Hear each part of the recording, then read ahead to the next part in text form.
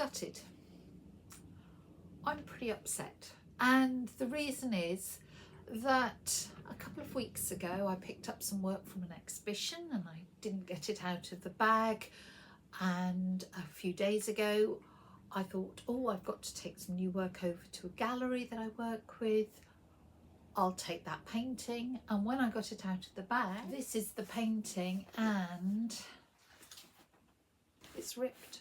Look, there's a big hole in it. And I'm upset because this is the painting. It's a Triskelly of hares on canvas, and I really liked it. I thought it was good. I do think it's good. And now it's got a big rip in it. And I am not blaming the exhibition organisers. They put work together in a bag, and I think what's happened is that there was a framed piece, and I think the corner of the frame has gone through the canvas. Now, did that happen when they put it in the bag? Did it happen when I picked it up? Did it happen when I put it in the back of the car? Did it happen when I got it out of the car and put it back in the studio? I don't know. And it's kind of irrelevant because the picture is still broken. It is still ripped. And the only thing that's relevant is, can I mend it? So, after I'd said a rude word and not quite shed a tear, but certainly crashed about a bit, being cross and sad, I thought, let's use this as an opportunity to see how we can mend this canvas, and I'll share that process with you. My name's Liz Chaderton. I'm a watercolour artist based in Berkshire. Every week I share tips and tricks that I wish I'd known about ages ago. I love to use watercolour on canvas, and that's why this week I'm going to share a repair process for canvas.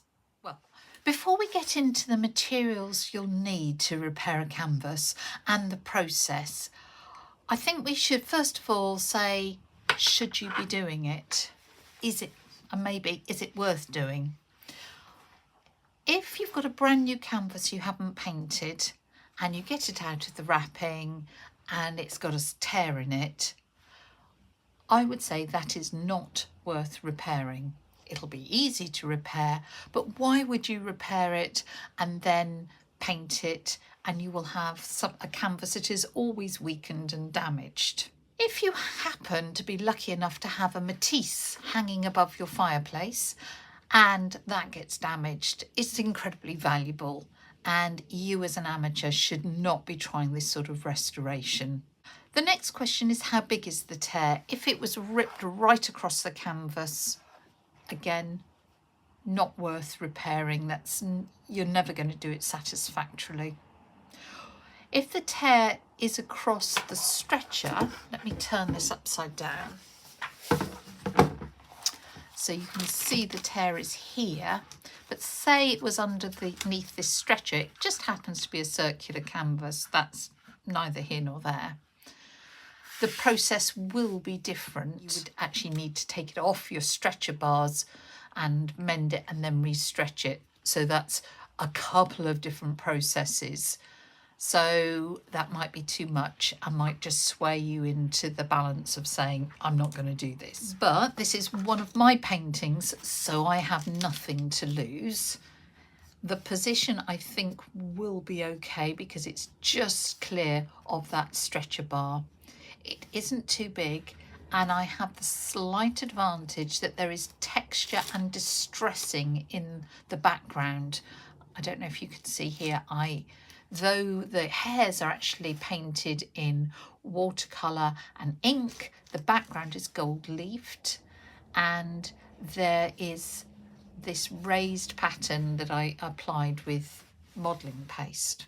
So I reckon I can repair this, and I may well be able to disguise where I've done it. So you've decided to repair it, or what might we need? You're going to need some blank canvas to form a patch. We will patch it from behind, so you're going to need some canvas. And what you're going to look for is to make it a few centimetres bigger than the tear. You will need some scissors to cut the canvas.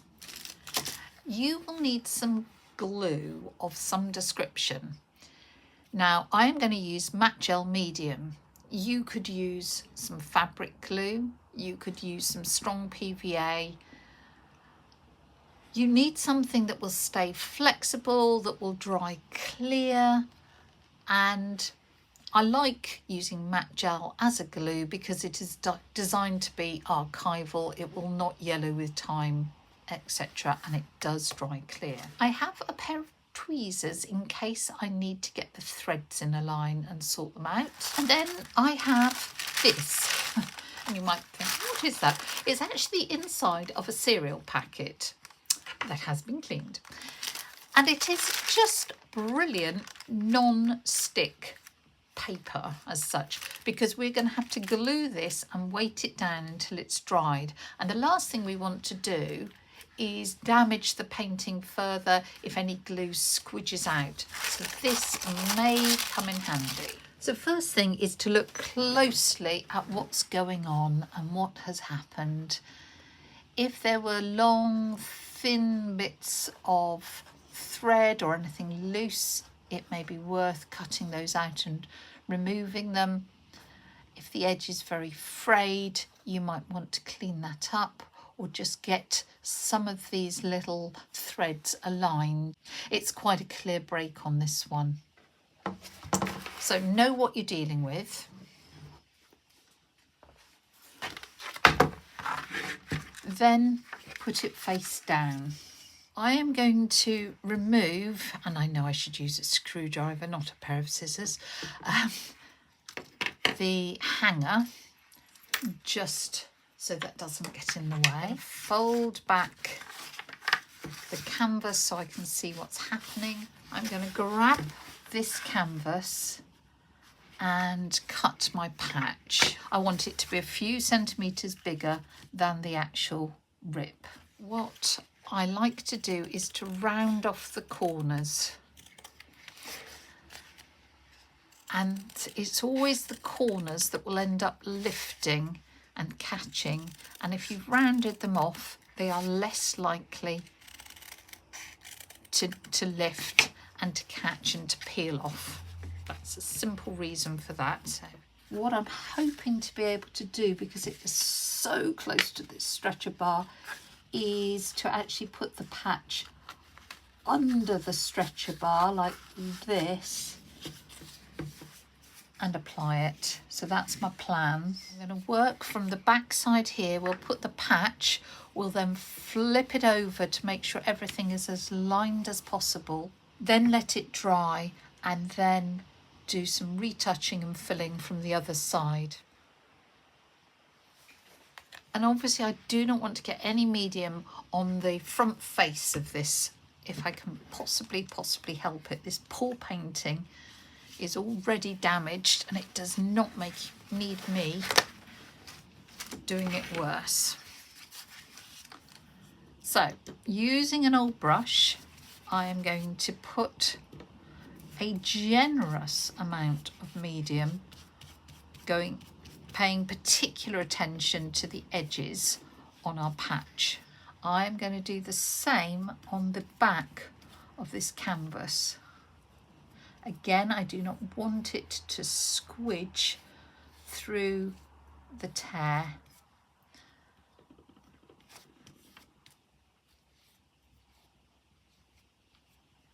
I cannot tell you how gutted I was when I realised this was one of my favourite recent paintings, and I'd sent it off to this exhibition and thought, oh, then it can go off to a gallery.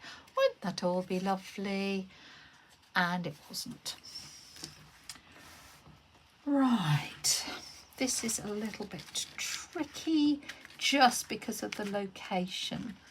So I am, without making things worse, just trying to wiggle that in there and then stick this down. And need to make sure those edges are firmly stuck down. Let us then turn it over and look at how it's aligned. to clean off any excess just with a bit of kitchen towel. Things are trickier for me because this is a circular canvas, so I've got another circular board I am going to put underneath it to support it from below. If you're on a square canvas, it will be easier for you because you could maybe put a book underneath. You basically want to have that support so you haven't got the bounce of the canvas, but actually that is working okay. This is where you might want your tweezers, if you've got loose threads, to line up any loose threads and make sure everything is as firmly stuck together, as flat as you can humanly do. What we now need to do is protect it. I'm not going to worry about underneath because if it sticks to that board underneath, I'll just pull it off. But the top I really do need to worry about. So I've got my super non-stick paper and I need to weight this down, and a big good old art book is going to be heavy enough, and I will leave that overnight. This is the next day, and those edges have not dried as close to each other as I would have hoped, but that's kind of inevitable because you've got the bounce in the canvas. So what I'm going to do is grab some gesso, and I'm going to just touch up the area there, which will seal any frays. It will prepare for putting some more paint on top, and it will also help level it. You could potentially do this with some watercolour ground. This is going to make it look worse in the short term, don't worry. If it was a very thick paint on the surface, you might be better off using a little bit of modelling paste to bring it back to as close a level as possible. So that slightly depends on your individual circumstances. I say this will actually make it look worse because it will bring attention to the rip in the short term. But it's just a primer, and it will, I say, help sort of seal edges. Use a teeny weeny brush. You don't want this area to be raised above the canvas. It's just to try and fill it and seal those edges. I'm using a damp brush and my finger just to clean off any excess. Depending how deep the gap between the canvas is, you might need to do a couple of layers. Just build it up.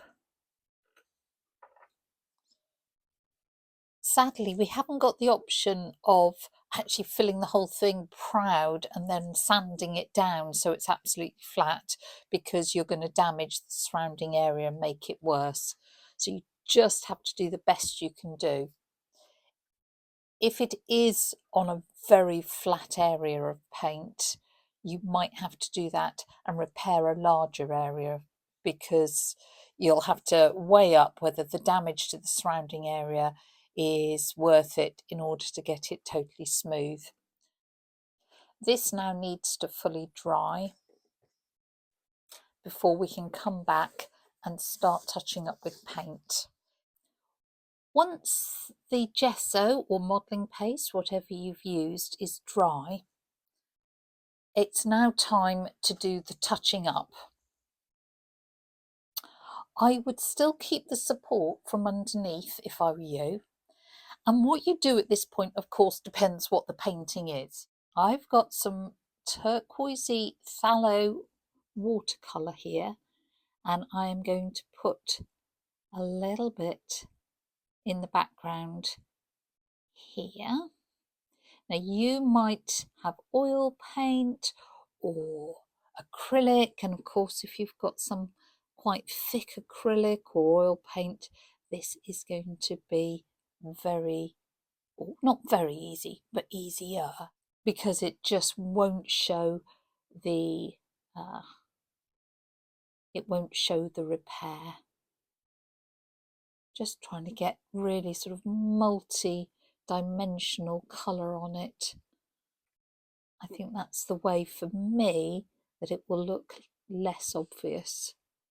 Now, if you were doing this as a restoration on a piece that isn't yours, then of course you would not want to interpret what the artist has done and make any changes, but this is my painting. My concern is about trying to get it to look as unobvious as possible, so I will be blending it in, extending things. And then what I'm going to do is grab this. It's actually aqua bronze. It came in this pot, but as you can see, I broke the lid. So it's aqua bronze from Schminker, and it's a gold powder. I could let this dry and then use gold leaf on top, but I have an inkling that this will actually blend better. As I say, this is all about disguising. I can let some of that go, mix on the surface, sort of wet with that turquoise, and blend it in. So aqua bronze, if you've not come across it, it is a metal powder, and it's got a binder in it. So when you mix it with water, it forms a paint, and I've found that it is very shiny and is very close to the shine that you get with gold leaf. That's what I've found. So I'm hoping that will be true here.